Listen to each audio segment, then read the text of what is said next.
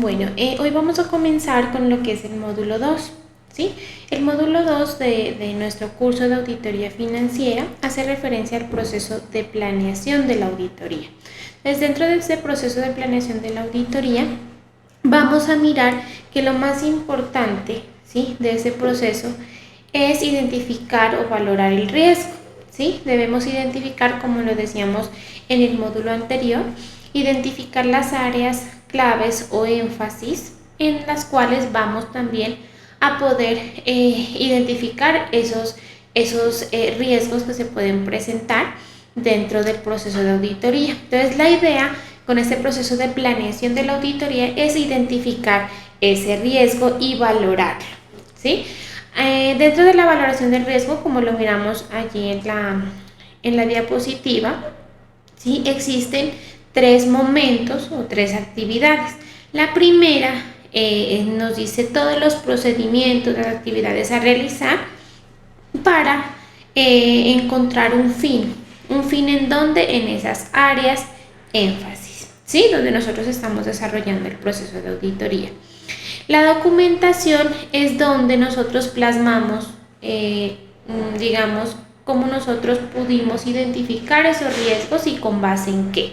¿Sí? Debemos tener documentos soportes, ¿sí?, las evidencias para poder establecer todos esos factores de riesgo que van a influir en todo el proceso de nuestra auditoría.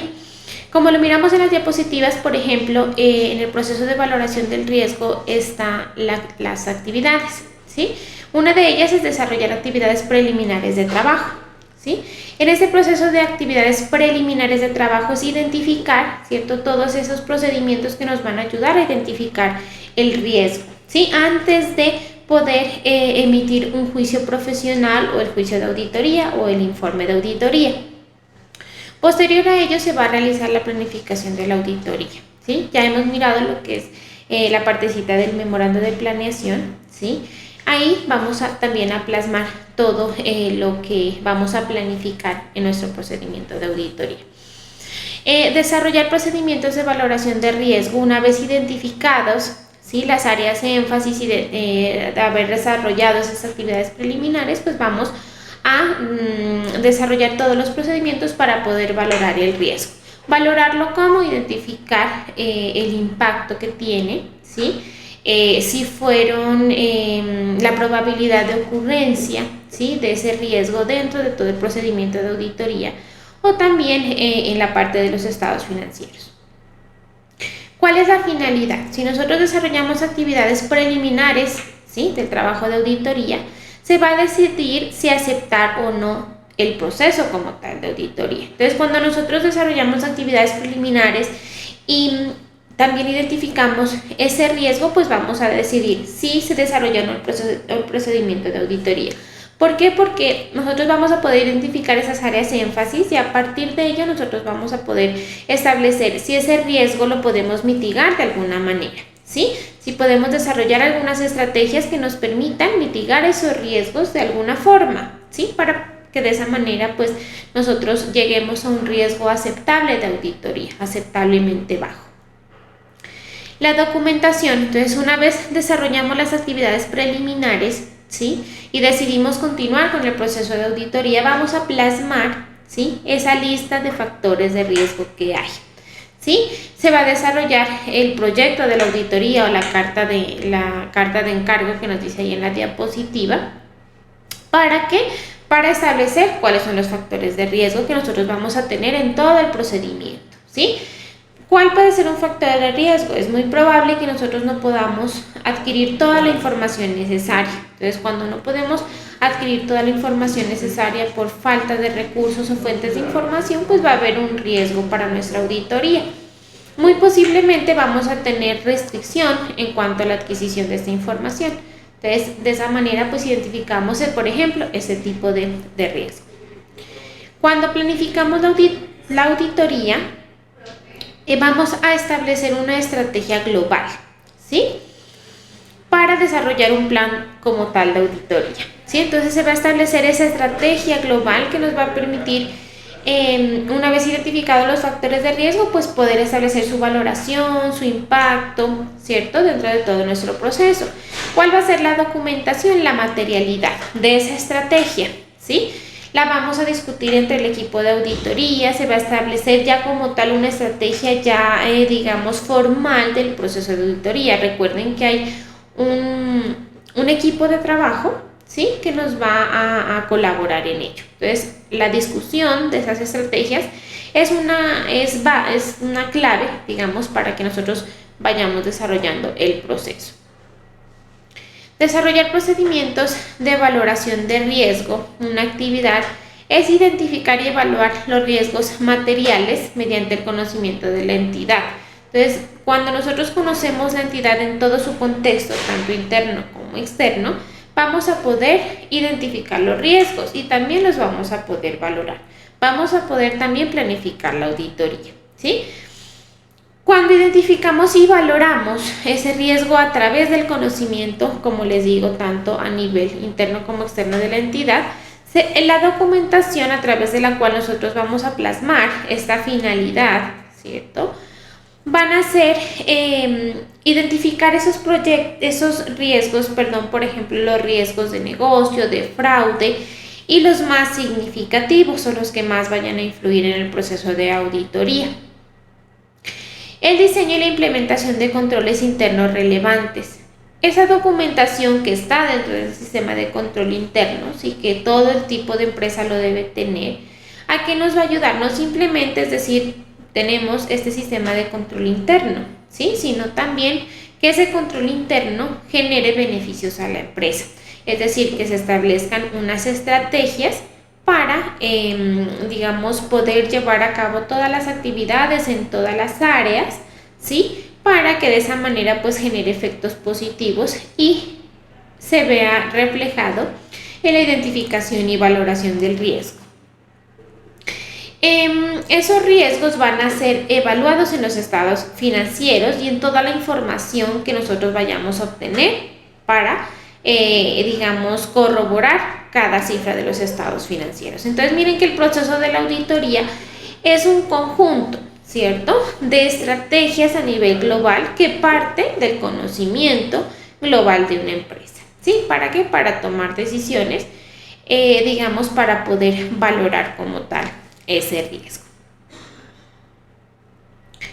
Entonces, vamos a mirar algunos conceptos, ¿sí?, como lo miran allí en sus diapositivas, que son la evidencia de auditoría, el riesgo de auditoría, el marco de referencia de información financiera, riesgo inherente, de control, de detección y el juicio profesional.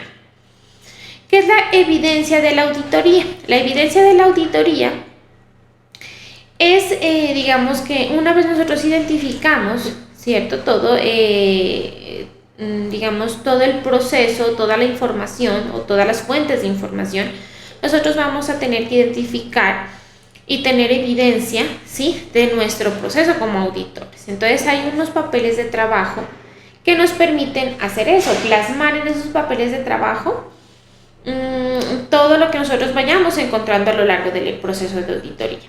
El riesgo de auditoría es un riesgo que nosotros debemos asumir. ¿Por qué? Porque no siempre vamos a tener la información que nosotros necesitamos. Entonces, cuando no tenemos esa información, ¿sí?, nosotros podamos emitir un juicio, pero con salvedades, ¿cierto? Es decir, que se auditó caja o se auditó bancos, pero hay un concepto o un hecho económico, ¿sí?, que se presentó, pero no hay evidencia del mismo. Entonces, hay algunos inconvenientes que se pueden encontrar y ese riesgo de auditoría se refiere a eso precisamente, que nosotros como auditores también vamos a incurrir en un riesgo, pero se supone que este debe ser aceptablemente bajo, ¿sí? El marco de referencia de información financiera. Cuando nosotros vamos a analizar nuestro elemento, que son los estados financieros, ¿cierto?, y los vamos a auditar, debemos tener un marco de referencia, ¿sí? ¿Cuáles son? Las normatividad, ¿cierto? En este caso, las NIAs, ¿sí? Ese es un marco de referencia a partir del cual nosotros vamos a poder partir para soportar toda esa información financiera que nos están entregando para nosotros poderla auditar. El riesgo inherente. ¿Qué es el riesgo inherente?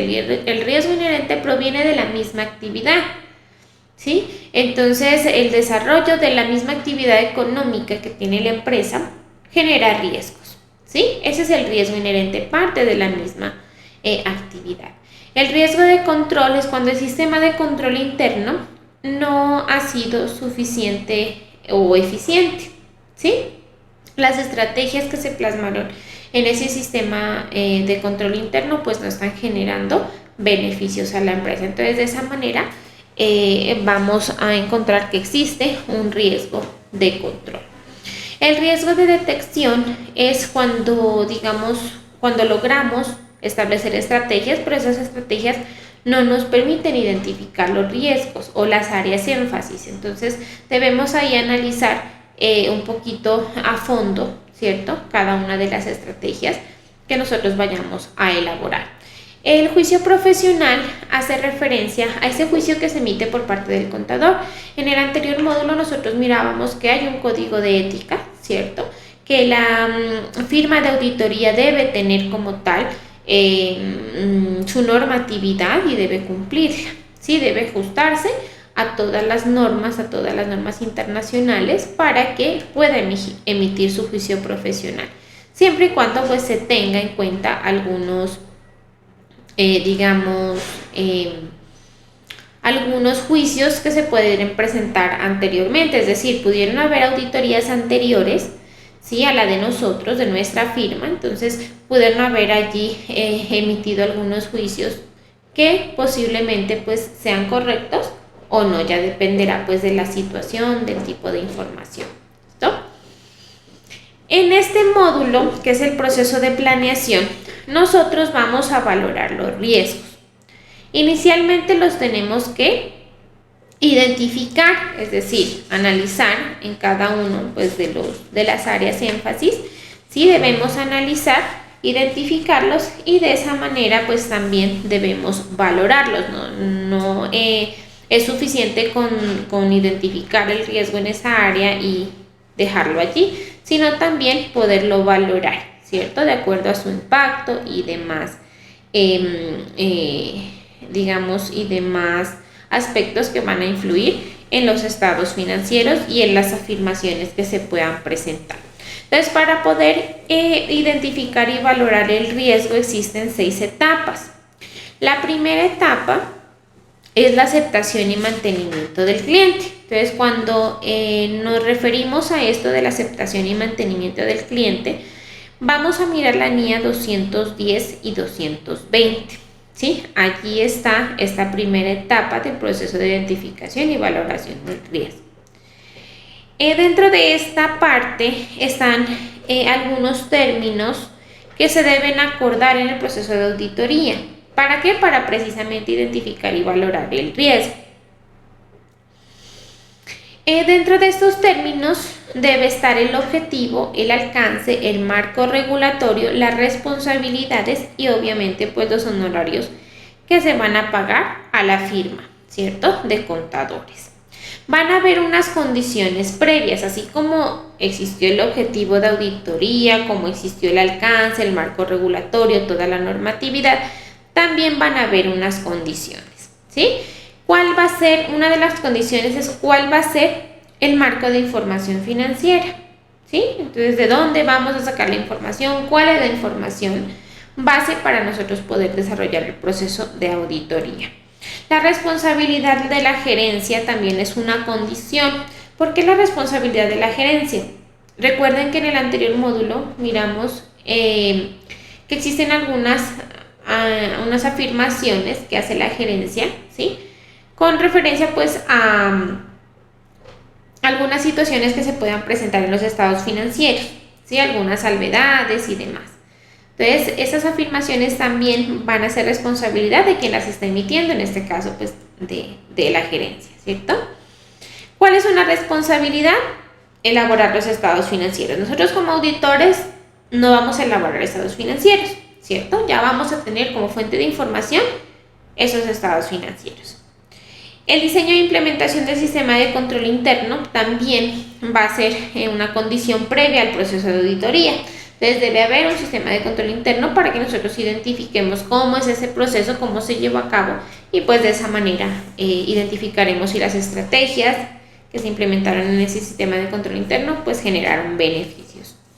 La restricción del acceso a la información, recuerden que también en el anterior módulo, habíamos mirado que puede existir una restricción, ¿sí? ¿Para qué? Para obtener la información, ya sea por parte de la gerencia o por parte de la administración. El control de calidad también hace parte de las condiciones previas que se pueden presentar en esta etapa, ¿sí? El control de calidad hace referencia al cumplimiento de todos los requisitos, ¿sí?, que se puedan presentar para desarrollar el procedimiento de auditoría. Hay que recordar que nosotros tenemos un marco regulatorio o un marco legal, ¿sí? Dentro de ese marco legal, pues obviamente aparecerán muchas normas nuevas, ¿sí?, que nos van a regular dependiendo del sector en el cual nos vamos a desenvolver. Evaluar la competencia del auditor y la disponibilidad de recursos hace parte del control de calidad. Cumplir con los requisitos del código de ética, ¿cierto? Y evaluar la integridad tanto de la gerencia como los órganos, digamos, o administrativos y los propietarios, pues, de la entidad. Todo este control de calidad va a estar en contacto con el auditor, ¿sí? Entonces, cuando ya esté en contacto con el auditor, este auditor va a hacer un seguimiento, ¿sí?, a todo ese proceso y también pues se documentará como tal las evidencias y el proceso. En esta diapositiva miramos que vamos ya a identificar y valorar los riesgos, ¿sí?, en los estados financieros y en las afirmaciones, como les decía anteriormente, ¿sí? Hay que identificar esos riesgos en toda la información financiera que está plasmada en los estados financieros y en las afirmaciones por parte de la gerencia. ¿Qué va a hacer el auditor con eso? Es decir, el gerente a usted le va a entregar unos estados financieros y le va a entregar unas afirmaciones, ¿sí? Es decir, por ejemplo, el gerente nos dice, ya se hizo una auditoría previa a la de ustedes y aquí está el dictamen, ¿sí? Resulta que en cartera, en la cuenta de clientes, por decir algo, por poner un ejemplo, se ve reflejado un pago, ¿sí?, que no se lo concilió a tiempo con la cuenta de bancos, ¿sí? Entonces el gerente va a tratar de explicar que no se registró, ¿sí?, digamos de manera oportuna porque no se sabía quién había consignado ese dinero, es decir, que cuando se hizo la conciliación bancaria, ¿sí?, se encontró un dinero, pero no se supo quién hizo el pago, ¿sí? Entonces, en contabilidad posiblemente pues no existía el conocimiento de ese hecho y por lo tanto, obviamente, pues no se concilió banco, se tenía ese valorcito por allí pendiente por conciliar, ¿sí? Entonces, pueden suceder esas cosas, ¿sí? Y esa es una afirmación que puede hacer la gerencia, ¿sí? Porque el auditor le entrega al gerente pues toda la información necesaria. Entonces parte de allí todo, digamos, el procedimiento. Frente a esto, entonces, a estas afirmaciones que se entregan y frente a los estados financieros, el auditor va a generar una respuesta, ¿sí? Entonces, como auditores, ¿qué va a hacer?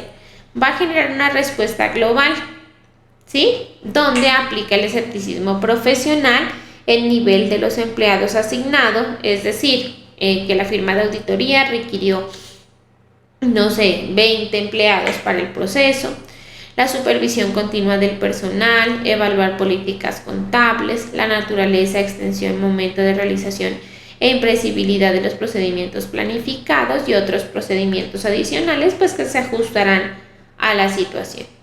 Los procedimientos de auditoría posteriores también son una respuesta por parte del auditor. Esos procedimientos son tanto sustantivos como pruebas de control. Los sustantivos pueden ser pruebas de detalle o analíticos, ¿sí? Todos van a arrojar un resultado, ¿sí? Este resultado va a ser la evidencia de auditoría que va a ser suficiente y adecuada para reducir el riesgo de auditoría a nivel aceptablemente bajo. Recuerden que siempre va a haber ese tipo de riesgo. Entonces aquí miramos la normatividad en la primera etapa, que es la aceptación y mantenimiento del cliente, ¿sí? La NIA 210 y 220.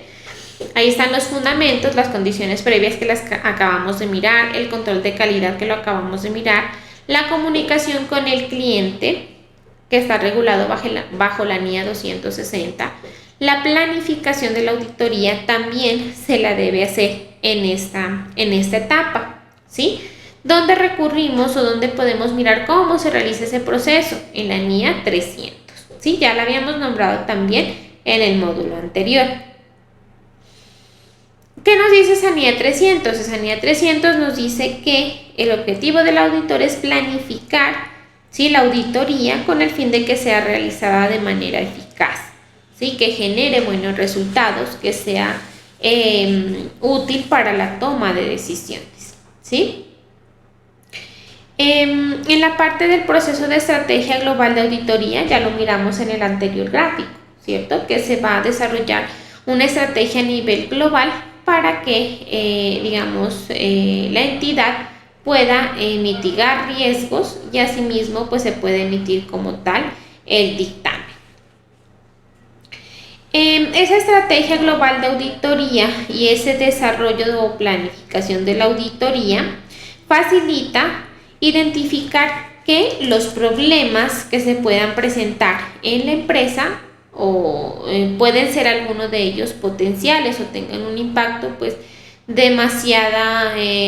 que puede cambiar el rumbo de la información, ¿sí? Enfocarse en áreas de operaciones relevantes, como lo decíamos anteriormente. Las áreas de énfasis son base para este procedimiento y para poder establecer las estrategias de auditoría.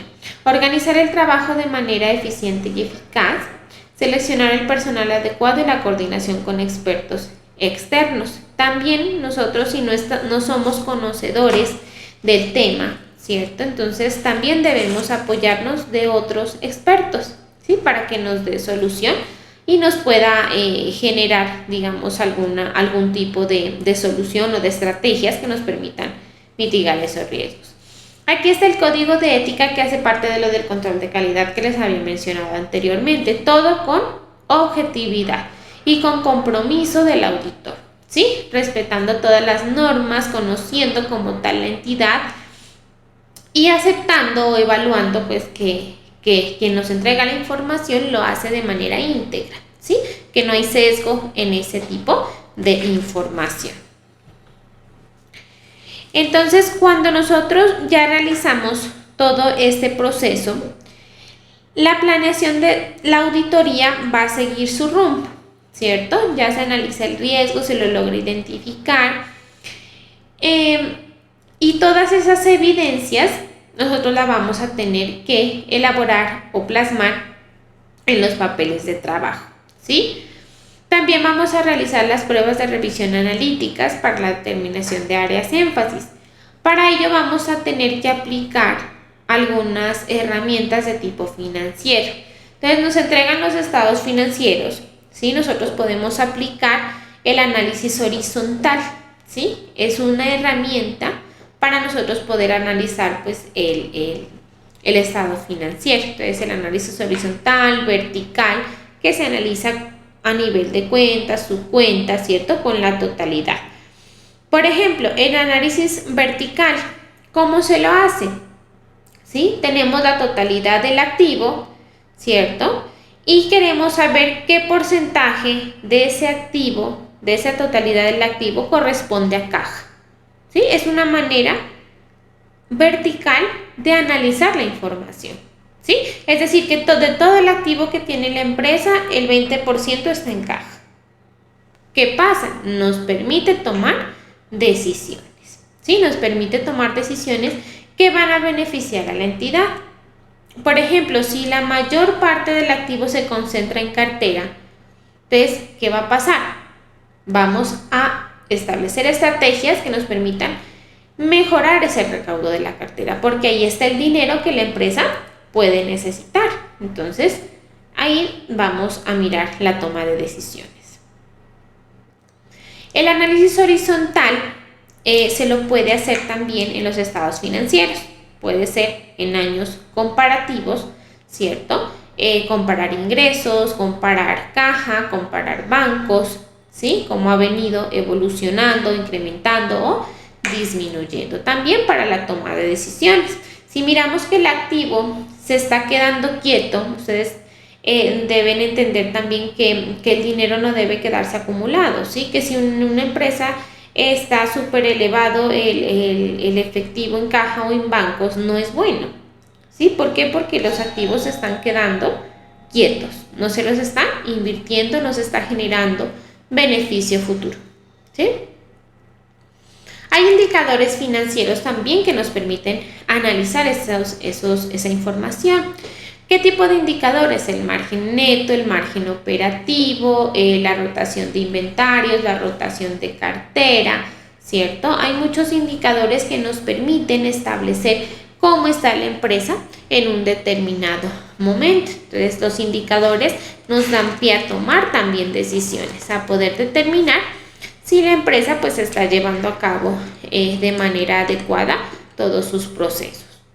Los presupuestos también nos permiten establecer cómo la empresa ha venido evolucionando y cómo la empresa ha proyectado, ¿cierto?, sus ingresos y sus gastos. Hay que recordar que un presupuesto, ¿sí?, tiene todos los gastos que necesita la empresa, ¿sí?, que sí o sí se deben cumplir y que frente a ellos pues nosotros debemos vender, es decir, debemos tener nuestros ingresos. ¿Para qué? Para cumplir con esos gastos y costos. Entonces debemos analizar si en realidad la empresa pues tiene ese presupuesto o simplemente termina su ciclo contable y continúa con el otro y no se hace ningún presupuesto de ventas, ningún presupuesto de gastos. Entonces, por lo general ese tipo de empresas pues no tienen un futuro, ¿sí? A la larga pues no van a ser competitivas, ¿sí? Siempre hay que tener un presupuesto, así sea la empresa pequeña, hay que hacerlo. Determinar el riesgo de auditoría, eso lo encontramos en la NIA 240 y 315, donde vamos a establecer el modelo de riesgo de auditoría. Entonces ahí miramos que el riesgo de auditoría a qué va a ser igual o qué debemos tener en cuenta para su cálculo. El riesgo de error material por el riesgo de detección que lo mirábamos anteriormente. Y el riesgo de error material, en él están el riesgo inherente y el riesgo de control, ¿sí? Entonces miren que existen diferentes tipos de riesgo que a la larga van a verse influenciados en los estados financieros. Entonces la idea es que no nos genere, digamos, un impacto negativo o nos cambie el rumbo del proceso. Dentro de la valoración de los riesgos, esta valoración de los riesgos se va a hacer tanto a nivel de los estados financieros como a nivel de las afirmaciones. Entonces, cuando nosotros analizamos los estados financieros, vamos a encontrar que existen riesgos, ¿sí? ¿Riesgos de qué? De que el rubro o la cuenta no me esté reflejando la realidad económica, ¿sí? Entonces, si como les decía, por ejemplo, en cartera, nosotros encontramos un valor muy elevado, es posible, ¿cierto?, que en realidad esté acumulada la cartera, que no existió un cobro efectivo de esa cartera y por eso se acumuló. Puede presentarse esa situación. O que también se puede presentar que no esté conciliado bancos, es decir, que cuando nosotros miramos la contabilidad, sí existen valores por conciliar. A veces dejamos en una cuentica valores por conciliar y los dejamos ahí, ¿sí? Entonces no buscamos esa información y pues se queda como, digamos, ese rubro de cartera no va a ser el real, ¿listo? A nivel de las afirmaciones o aserciones, que es lo mismo, ¿sí? También existen riesgos. Entonces puede ser que la gerencia me esté diciendo o me esté entregando toda la información o sea todo lo contrario, ¿cierto? Que el gerente tampoco sepa qué pasó en la contabilidad e incluso porque el contador no pudo darle la información. Bueno, pueden pasar múltiples acontecimientos, ¿sí?, que van a hacer pues que exista ese tipo de riesgos. Entonces, como lo miramos allí en la diapositiva, existen afirmaciones, ¿sí?, de los estados financieros, que la idea ¿sí? Es que ese riesgo sea lo más bajo posible. ¿Por qué? Porque si nosotros vamos a hacer el proceso de auditoría y encontramos errores, ¿cierto? Vamos a cambiar, por ejemplo, decimos, no es el valor real de la cartera. Y resulta que esa información ya fue reportada a las entidades correspondientes a través de la información exógena, por ejemplo, a través del impuesto de renta. Entonces ya está esa información presentada ante las entidades respectivas. Y encontramos de que no es así, que ese saldo pues no es real, ¿cierto? Cambia completamente el rumbo de ese tipo de información. Entonces miren que una información o una aserción puede cambiar muchísimo, siempre y cuando pues esté sometida también a la evidencia, que es lo que nosotros como contadores pues también debemos tener en cuenta, ¿cierto? Que cuando emitimos un juicio pues debe haber la evidencia respectiva. Existe entonces bajo las NIAS diferentes tipos de riesgo. El riesgo de negocio y el riesgo de fraude. ¿Qué es el riesgo de negocio? Es el resultado, ¿cierto?, de condiciones, eventos, circunstancias, acciones o inacciones importantes que pudieran afectar de manera adversa la capacidad de la entidad para lograr sus objetivos y desempeñar sus estrategias. Entonces, de acuerdo a las circunstancias del entorno, por ejemplo, en el cual la empresa se está desenvolviendo, ¿sí?, existe un riesgo de negocio. Puede ser, ¿cuál es el riesgo de negocio? Si nosotros vamos a crear una entidad o una empresa, ¿sí?, que tiene mucha competencia, debemos exigirnos también a nosotros, ¿cierto?, para permanecer en ese tipo de mercado. Entonces, el riesgo de negocio es ese, poder invertir y también, pues, digamos, tener en cuenta que podemos ganar o también podemos perder, ¿cierto? Y ahí van a existir, pues, acciones o eventos o circunstancias bastante importantes para desempeñar todos los objetivos establecidos y pues las estrategias tanto a nivel global como a nivel de áreas énfasis. El riesgo de fraude se relaciona con eventos o condiciones que indican un incentivo o presión a cometer fraude o dan una oportunidad para cometer fraude. Entonces, puede ser que se esté coaccionando al empleado a realizar algún tipo de fraude. Sí, se puede presentar. Ustedes saben que pues existe ese tipo de riesgos, ¿sí? Que la persona no sea ética y obviamente puede llevar a cabo pues un procedimiento que nos arroje un riesgo de fraude, ¿sí? Entonces, cuando realizamos los procesos de auditoría podemos verificar si existió pues como tal un fraude o no. Entonces, gracias a eso nosotros vamos a lograr identificar si en realidad hubo un fraude, ¿sí? O digamos que los objetivos como tal de la entidad pues no se llevaron a cabo por ese tipo de errores. Existen diferentes fuentes de información, Las fuentes de información internas y externas. Ahí en la diapositiva nosotros vamos a mirar, ¿sí?, cuáles son esas fuentes internas de información financiera.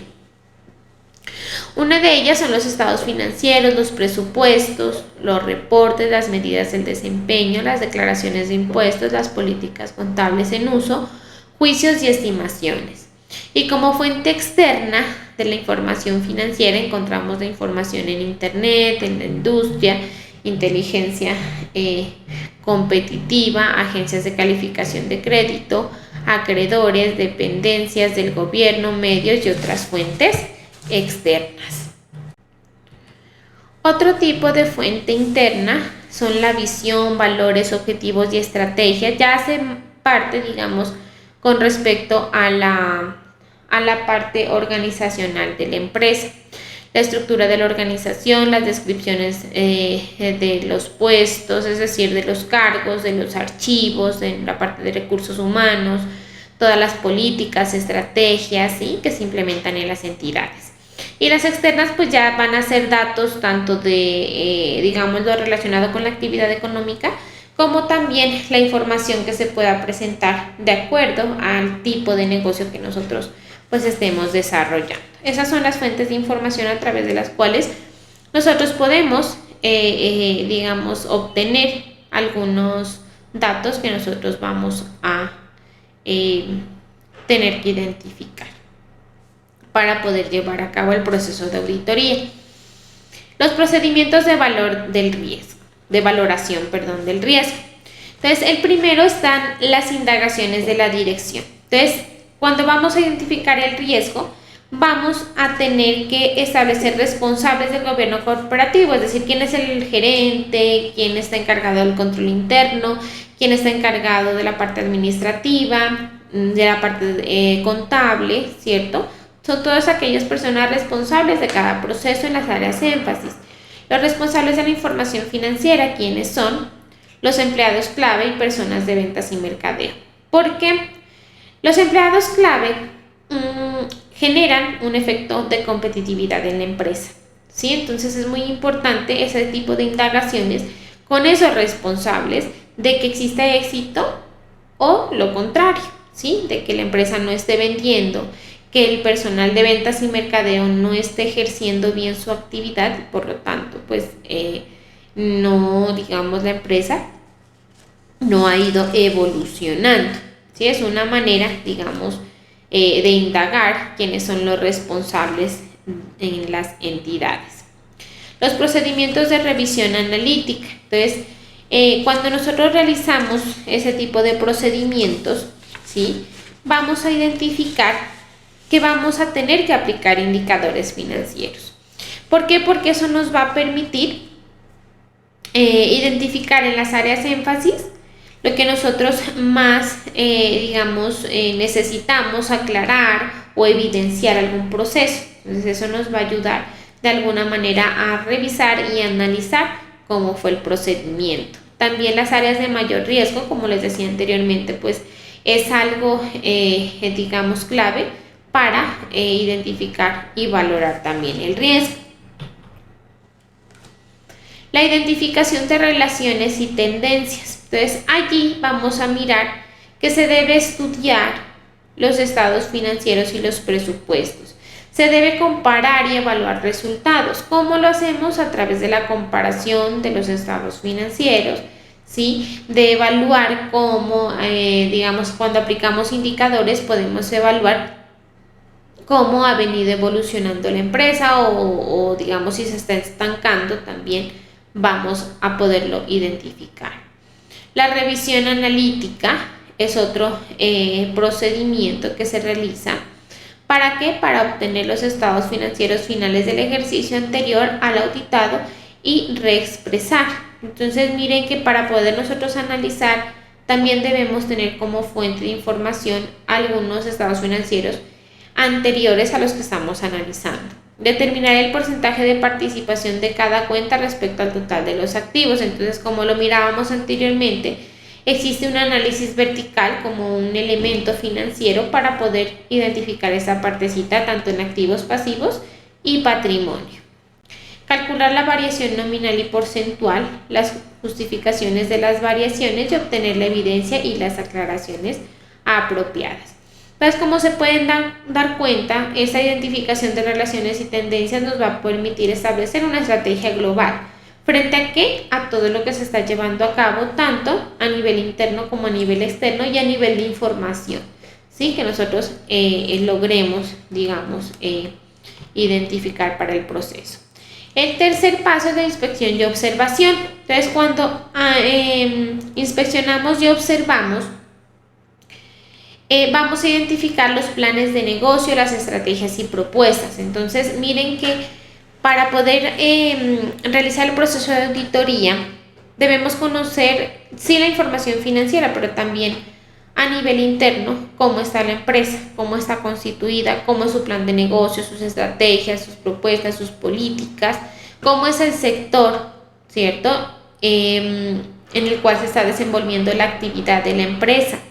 Los principales contactos y compromisos. Miren que, existen clientes claves o fieles, ¿cierto? Que han venido con la entidad, pero resulta que en un tiempo no siguieron ya comprando nuestro producto. Entonces, ¿qué pasó? Hay que analizarlo, ¿sí? Los compromisos, ¿sí? A los cuales la empresa debe cumplir con ellos, ¿cierto? Y cómo se hace esa planificación de los compromisos también es bastante importante.